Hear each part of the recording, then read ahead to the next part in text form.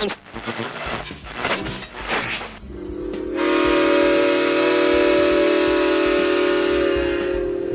What's Neat This Week in Model Railroading show is made possible by viewers like you and is proudly supported by Model Railroader magazine, helping enthusiasts become better modelers for more than 90 years. To learn more, visit trains.com. Additional support is provided by Spring Creek Model Trains, your destination for model trains. Stop in and say, wow! Check out their website at springcreekmodeltrains.com. This episode is sponsored by ScaleSigns.com.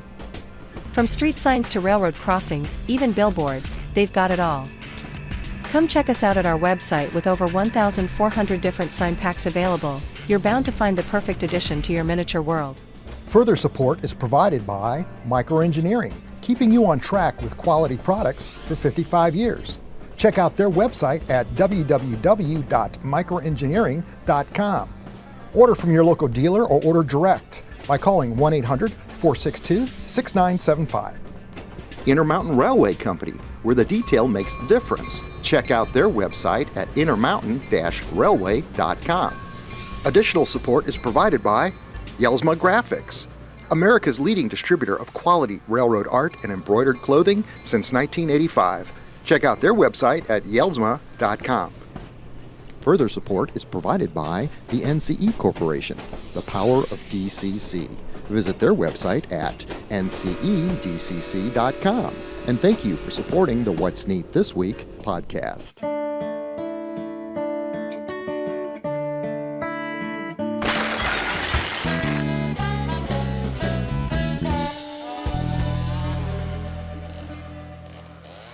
For this segment of What's Neat, I'm with Dennis Bartholow. Bartholow, yes. From Division Point, a very well-known brass manufacturing company that's been around for decades.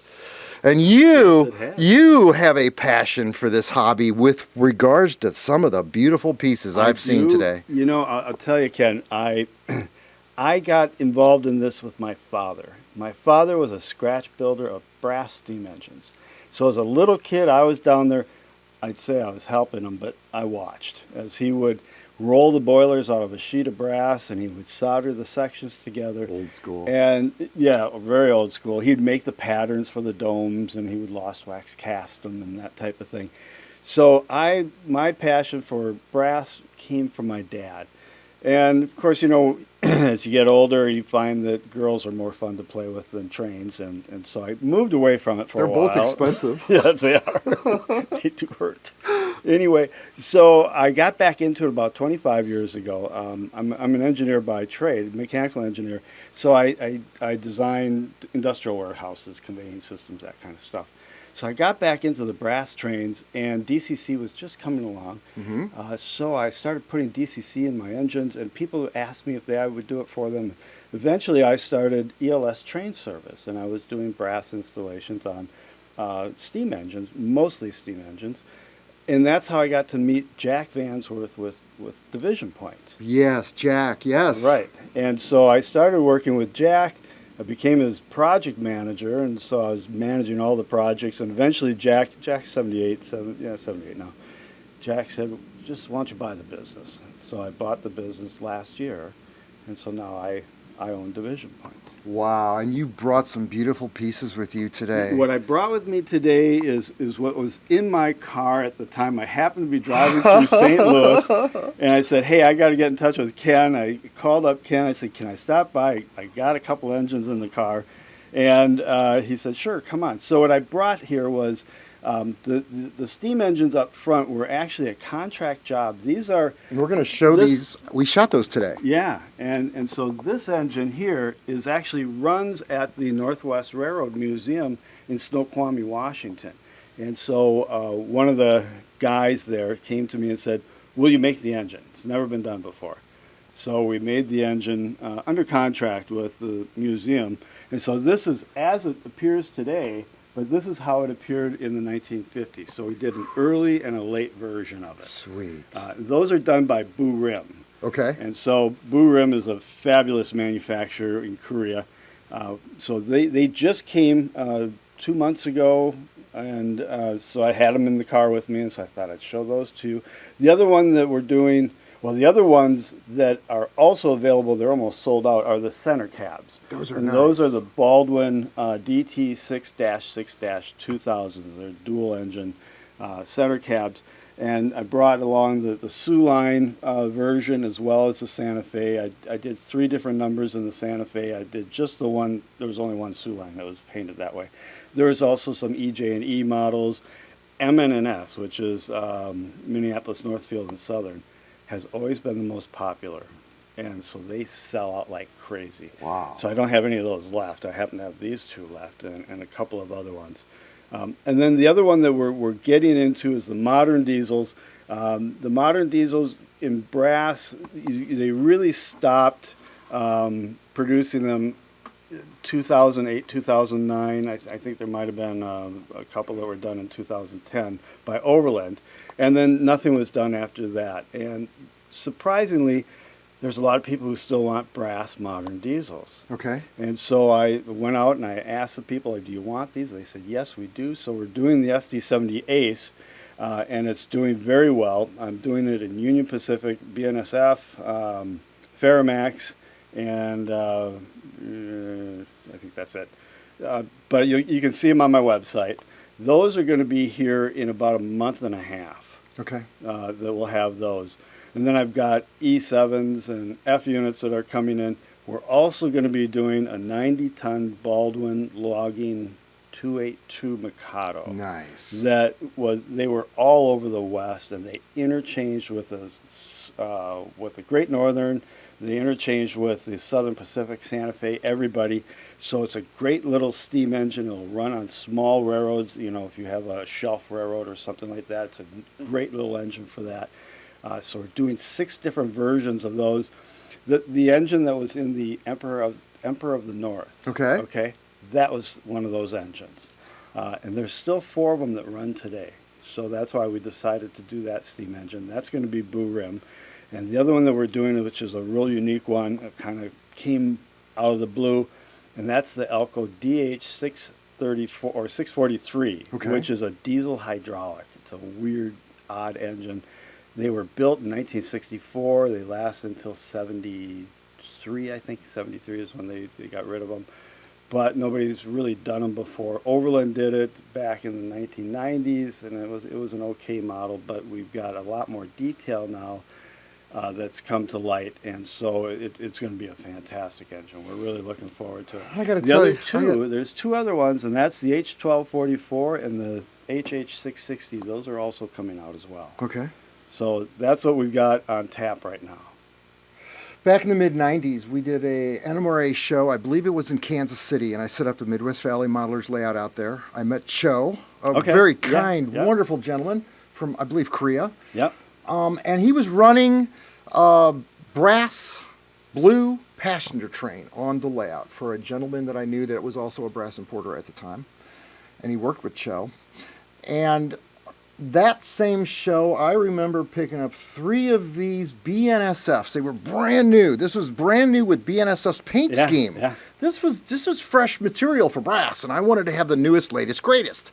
So I think I bought 3 of those that day, and I think they were around $650 painted. Back in 1994 or 5. Yeah. Bring me up to today's money. Are we looking at about $2,000 for a piece these days? It's $2,000. That engine is retailing for $2,000, and if you follow inflation, it's really not that far off. But that also has DCC and sound.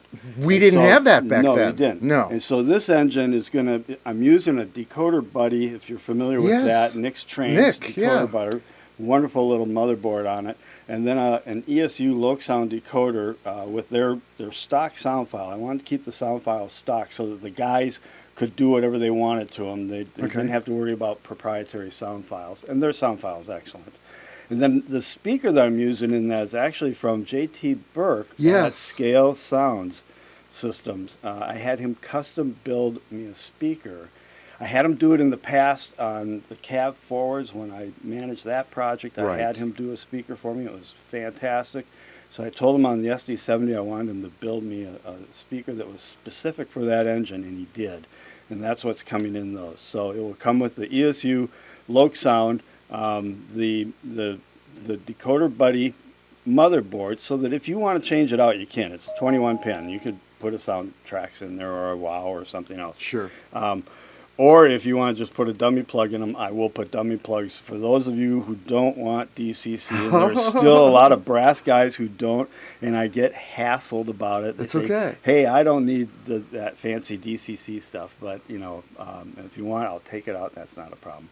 But anyways, so that's a fantastic model. That's a pre-production engine there. That one actually, I have to pack it up as soon as I'm done here and send it back to Korea. Oh, you didn't know you were leaving this stuff here, did you? Okay, so we're talking about $2,400 for a steam engine, right? Yeah, those are Around $2,000 for a diesel these days. Center cabs, 17, 18? 1780. Okay, I'm is really what the center close. cab. Now the center cabs also have DCC and sound Sweet. as well, and it's an ESU decoder in those. The steam engines don't have DCC yet. Okay. I'm putting DCC in those because the Northwest Railroad Museum only wanted half of them to have DCC. So I said, okay, I'll just send you the half that don't have the DCC. I'll take the other half. I'll install the soundtracks. I'm using soundtracks on those. I'll install the soundtracks sound system in there, and then I'll send those off. Very cool. So now anything else that I produce, the 282 Mikados that I'm doing, the logging engine, the 90 ton, that you're going to have the option of do you want DCC or do you not want it? Okay. And it's up to you if you want to get it. Now, those engines, those 90 ton Baldwins got around. They were all over the place.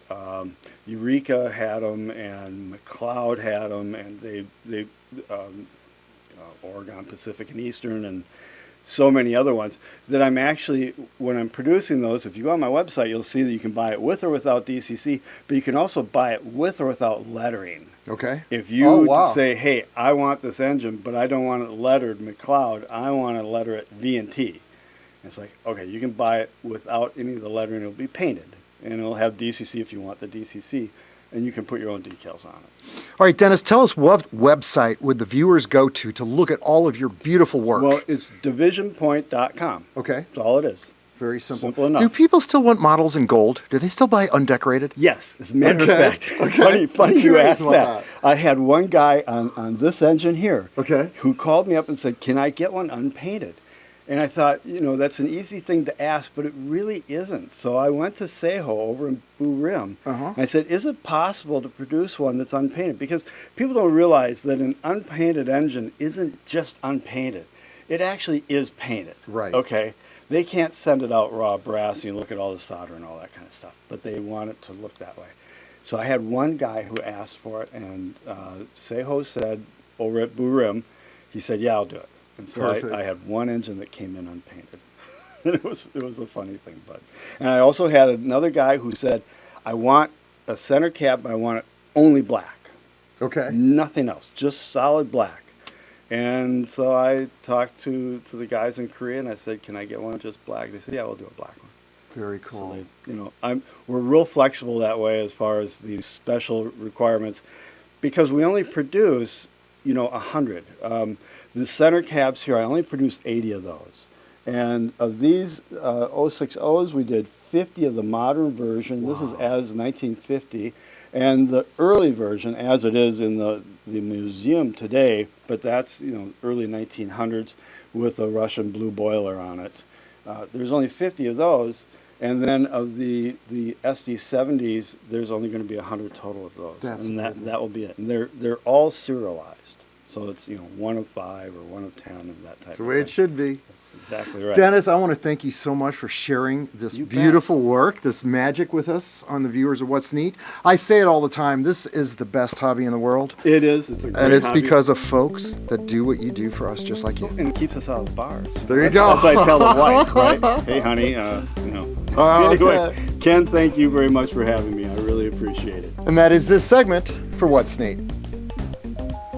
Perfect.